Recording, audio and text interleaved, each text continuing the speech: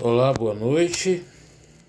Meu nome é Ednilson Rodrigues e vou conversar com vocês hoje sobre o livro Os Mensageiros.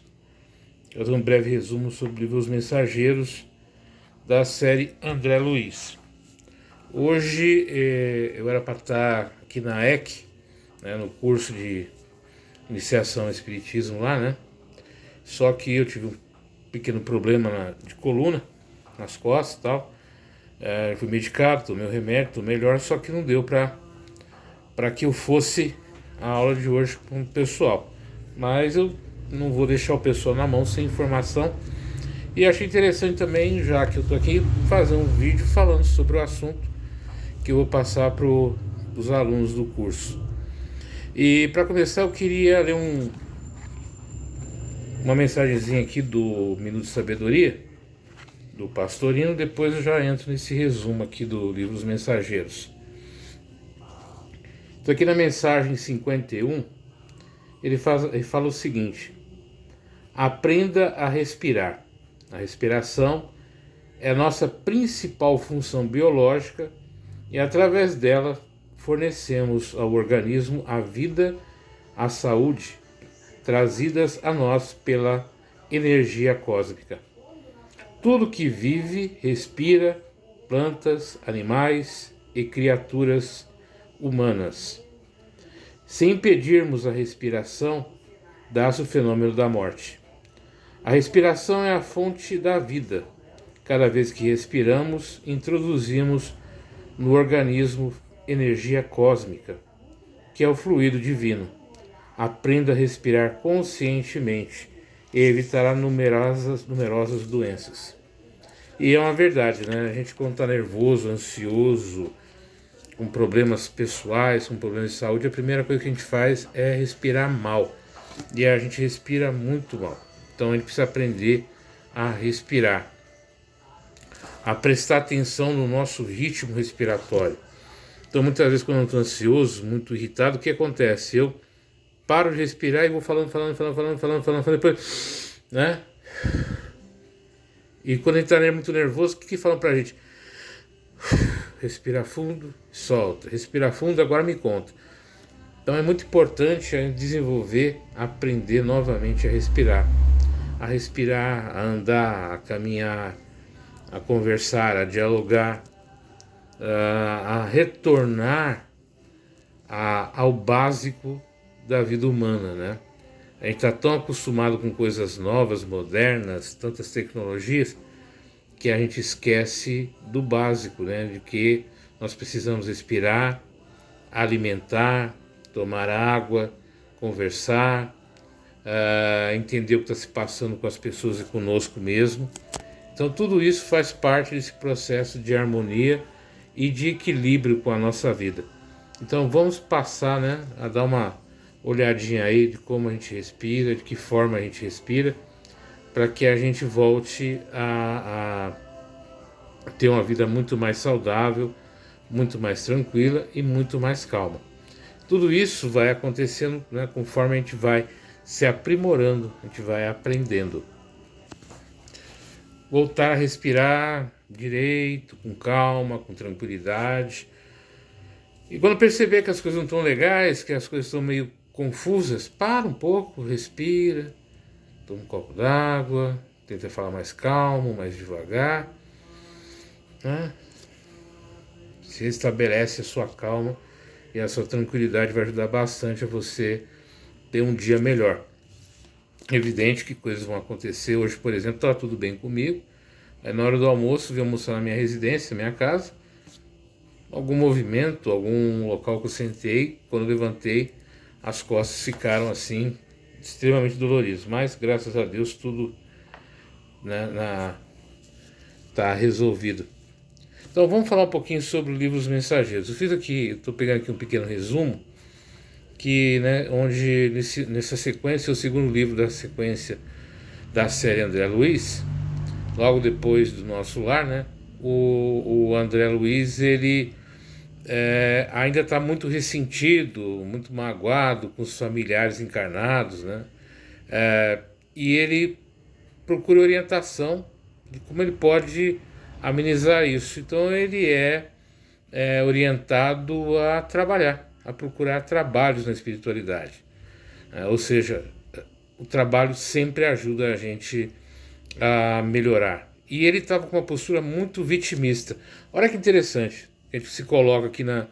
evidentemente que eu estou passando aqui um conceito espírita, se você estiver vendo esse vídeo e não é, né, eu espero que você compreenda e entenda que eu estou passando um conceito espírita aqui. Apesar de desencarnado na espiritualidade, ele tinha uma visão muito vitimista.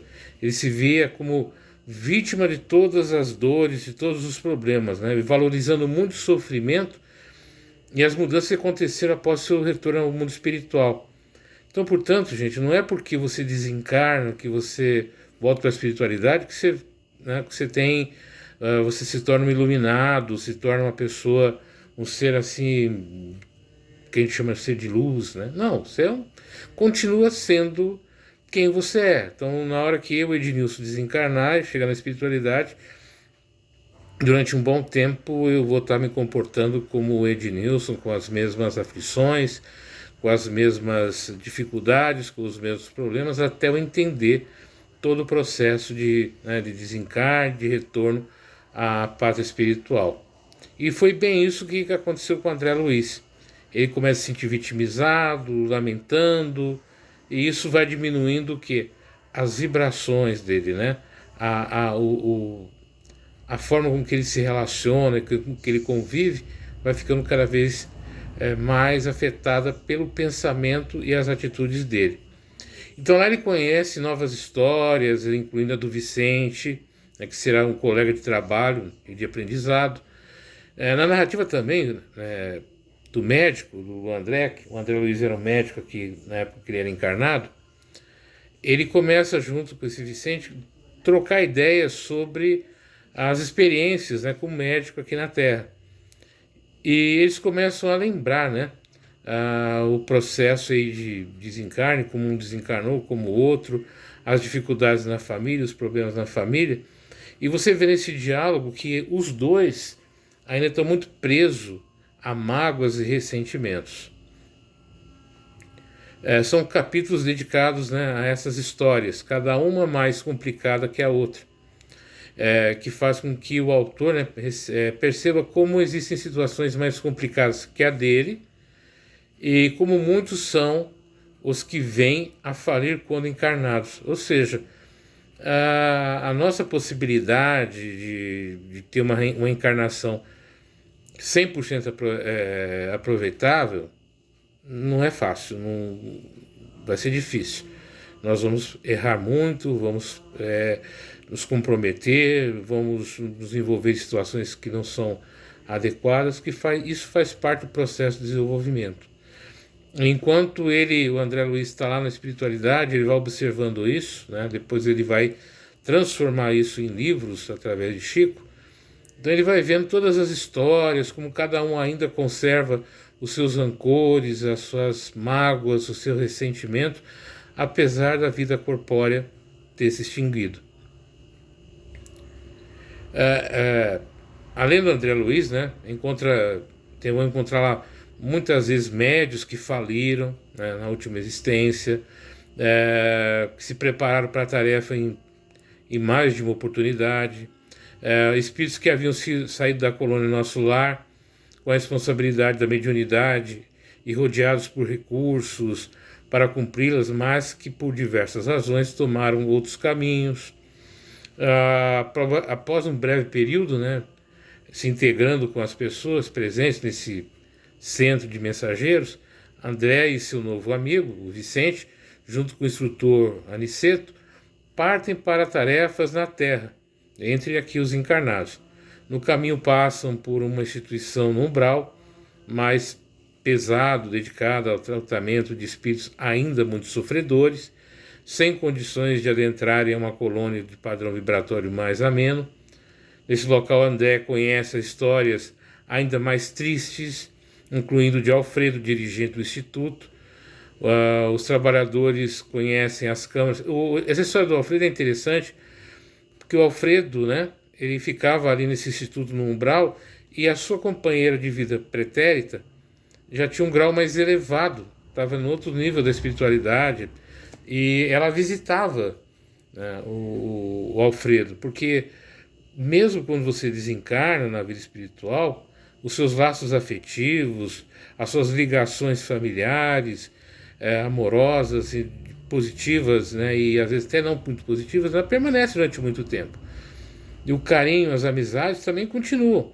E então a esposa de Alfredo, na vida física, retorna, conversa, passa um tempo com ele, entende a situação, né, ajudando, auxiliando ele para ele enfrentar essa missão e poder assim ascender espiritualmente.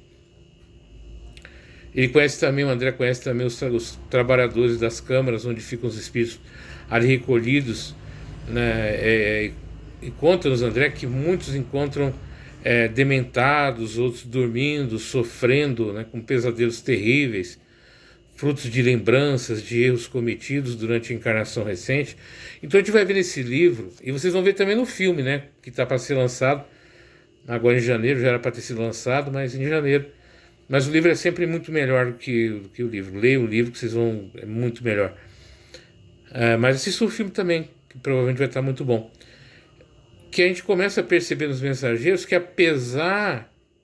volto a dizer isso, o fato de você desencarnar, o fato de você voltar para a espiritualidade não significa que você vai ficar em nuvens tocando arpinhas, sendo espírito, vestindo com roupinhas brancas. Não, você vai, né, ainda viver períodos difíceis. Por quê? Porque a tua vida mental, a tua vida emocional ainda está muito comprometida, e a não aceitação do fracasso, do erro, dos equívocos, das coisas que acontecem na tua vida e que você não se perdoa e não perdoa os outros, afeta muito o seu convívio e a sua racionalidade. Por isso que há alguns espíritos que apresentam sinais de demência, ficam dormindo, sofrendo pesadelos, porque a gente ainda fica preso a essas questões ainda materiais. Passando o tempo para refazimento, prosseguem os trabalhadores para a terra, e se estabelecer na casa de uma trabalhadora encarnada que tem o hábito do evangelho no lar.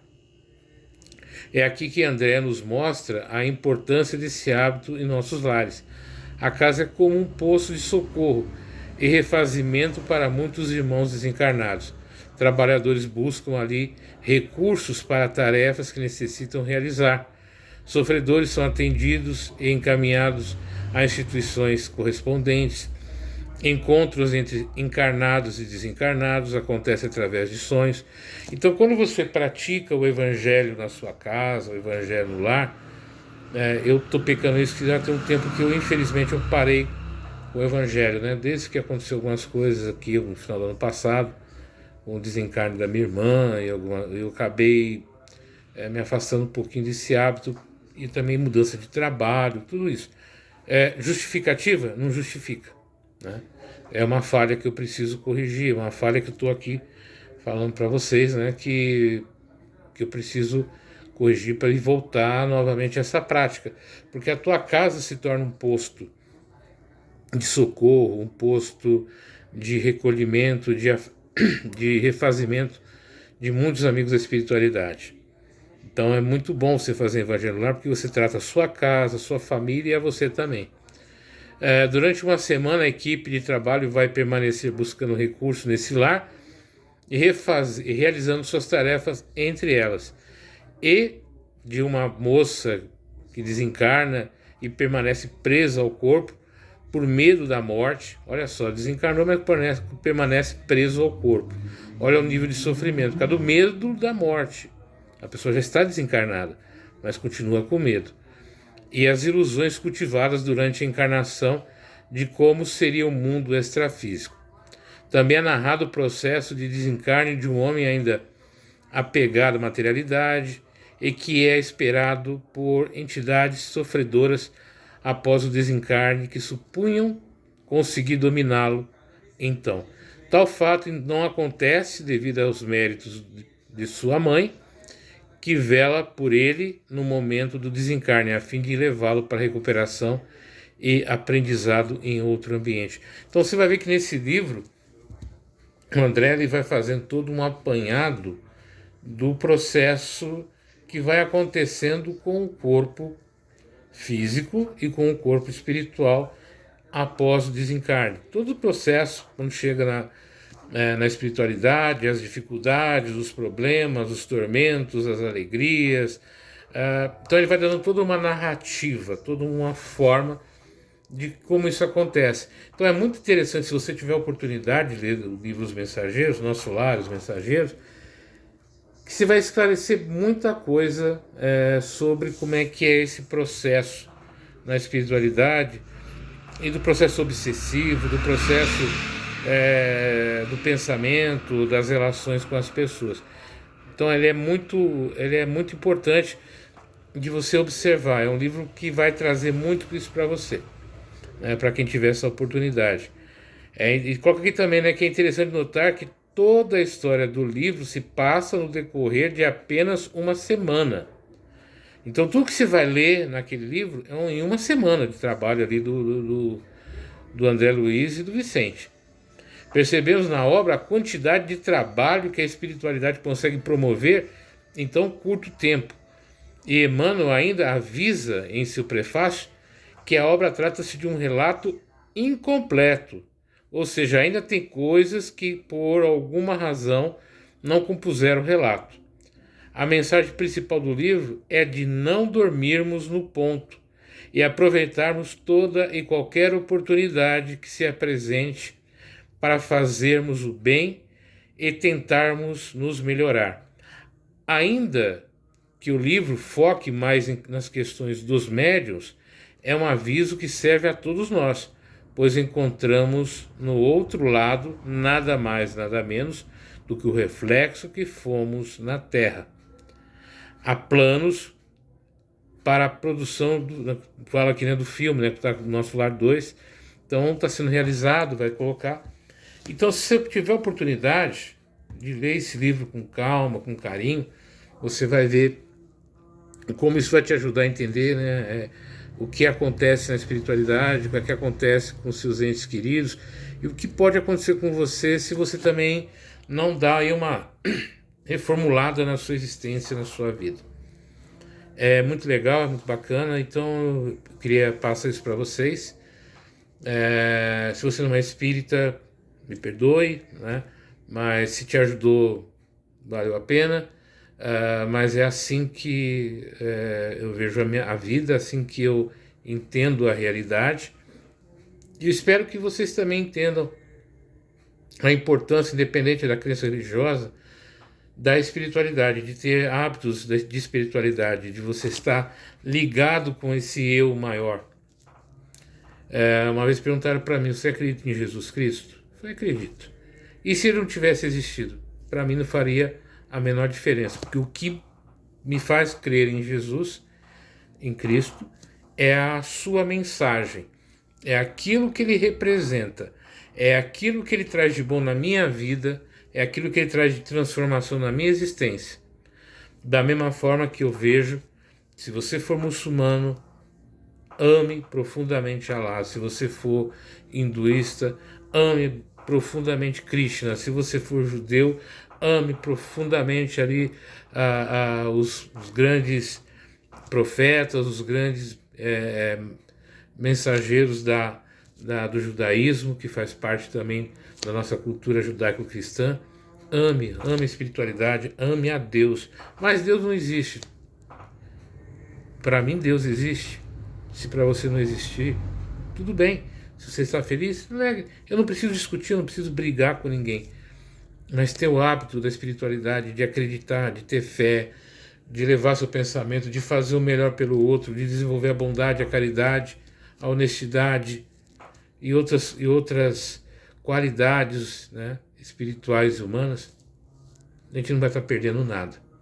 Tenha uma boa noite, que Deus os abençoe a todos e que vocês possam ter uma semana aí de alegria e de muita paz.